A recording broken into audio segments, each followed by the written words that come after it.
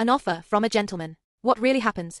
That's a really important and emotionally loaded moment in their story. Here is a clear, non-graphic account of what happens when Benedict asks Sophie to be his mistress, focusing on the dialogue, motivations, and emotional consequences. The Be My Mistress scene. What actually happens? When it happens. It's after Benedict and Sophie have grown close, after their reunion, and after there has already been romantic and emotional intimacy. Benedict knows he wants Sophie, but he still believes he cannot marry her because of her social status and parentage. He's trying to find a way to keep her in his life without fully challenging society. So he offers her the only structure he thinks is available. What Benedict says, in essence. He proposes that Sophie live under his protection, be financially supported and kept safe, and be emotionally and physically close to him, but without marriage, without public acknowledgement, and without equal standing. Importantly, he frames it as practical and even generous. He believes he's offering her security and comfort compared to the harsh life she's known. He genuinely thinks this is the best compromise he can give. He is not trying to insult her, he is trying to contain his love inside the limits society taught him. How Sophie reacts. Sophie is deeply hurt and angry. She hears, "I want you, but not enough to stand beside you.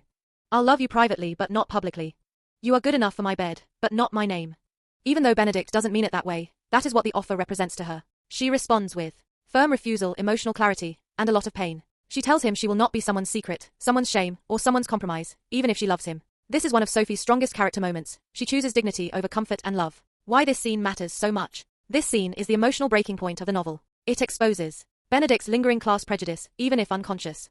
Sophie's deep need for self-respect and moral certainty, and the real cost of loving across social boundaries in that world. After this moment, Sophie pulls away from Benedict. Benedict is forced to confront that his idea of love is still selfish and limited. This becomes the catalyst for his growth. He has to choose whether he wants Sophie on his terms or as his equal. In short, he offers security without equality. She refuses love without dignity. And that refusal is what ultimately forces Benedict to grow into someone capable of truly loving her. Is this offer selfish or realistic for the time? This is a great question, and I'm going to take a clear position, not hedge with platitudes. Short answer. Benedict's offer is historically realistic and morally selfish. Those two things can coexist, and the book wants you to feel that tension. Let's break it down cleanly. Why the offer is realistic for the time. In Regency England, cross-class marriages were rare and socially dangerous, especially for elite families. A gentleman marrying a woman of unknown or compromised birth could damage his sister's marriage prospects, strain family alliances, and invite permanent social exclusion. Mistresses, however, were common among wealthy men, socially understood, even if morally judged, and often seen as a way to provide women with financial security without disrupting class structures.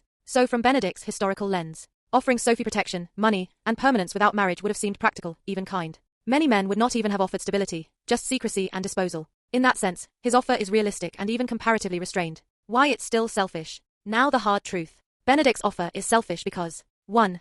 It centers his fear, not her dignity, his trying to preserve his social standing, his family's comfort, and his internal image of himself. He is not prioritizing Sophie's moral boundaries, her need for public respect, or her long-term emotional safety. He's asking her to absorb all the social costs so he doesn't have to. 2. He defines love on his terms. He wants emotional intimacy, sexual exclusivity, and her presence in his life, without offering equality, public commitment, or shared risk. That's not partnership. That's containment. 3. He misunderstands Sophie fundamentally. Sophie is not asking for luxury. She is asking for legitimacy and choice. By offering her a mistress role, Benedict shows that he still sees her as someone to be protected rather than chosen, someone whose value is private rather than public. That misreading is what makes the offer hurtful. Why the book needs him to make this mistake. Julia Quinn isn't excusing Benedict, she's exposing his limits. This moment exists to show Benedict's romantic idealism is shallow without courage. Loving someone different from you requires shared consequences, not just shared feelings. He has to learn that love that only works when it's hidden isn't love, it's fear dressed up as care. Final judgment. Historically realistic? Yes. Completely. Emotionally generous? No. Morally selfish? Yes, because it asks Sophie to give up her dignity so he can keep his comfort. That's why Sophie's refusal is essential. Without it, Benedict never grows into the man who deserves her. Why modern readers react so strongly to this? Modern readers react so strongly to the Be My Mistress scene because it hits a raw fault line between historical realism and modern emotional ethics, and Julia Quinn does not soften the blow. I'll be direct. Why this scene provokes such intense reactions today. 1. It exposes a power imbalance we're trained to notice. Modern readers are highly sensitive to economic dependence, class hierarchy, and consent shaped by lack of options. Benedict's offer says, implicitly, I have choices. You don't. So let me choose for both of us. Even though he believes he's offering safety, modern readers see coercive pressure, love plus survival. Asymmetrical risk, she loses everything, he loses little. And a lack of true freedom to refuse. That triggers discomfort, especially for readers used to egalitarian romance. 2. It violates the modern romance contract. Today's romance genre has an unspoken rule. The love interest must choose the heroine publicly and without conditions. Benedict breaks that rule. He wants emotional closeness, sexual exclusivity, but not shared social consequence. To modern readers, that reads as wanting the benefits of commitment without the cost, emotional cherry-picking, and a failure of courage. That betrayal of genre expectation makes readers angry, not just sad. 3. It mirrors real-world gender dynamics.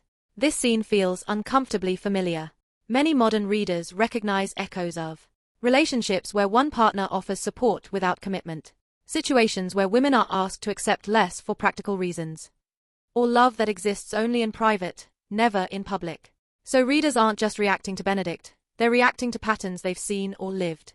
That's why the response is often visceral. 4. Sophie's refusal feels like a moral stand.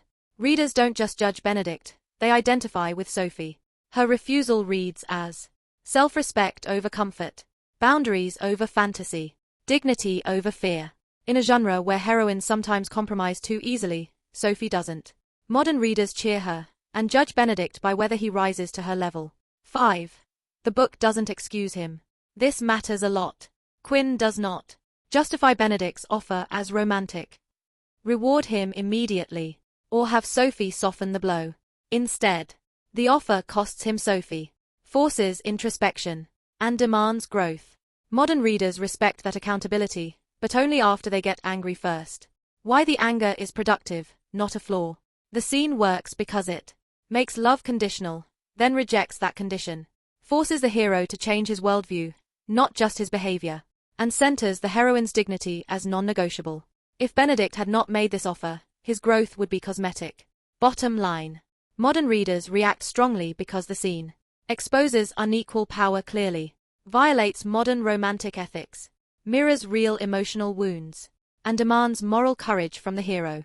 It's uncomfortable on purpose, and the reason it endures is simple. Sophie refuses the kind of love too many women have been told to accept.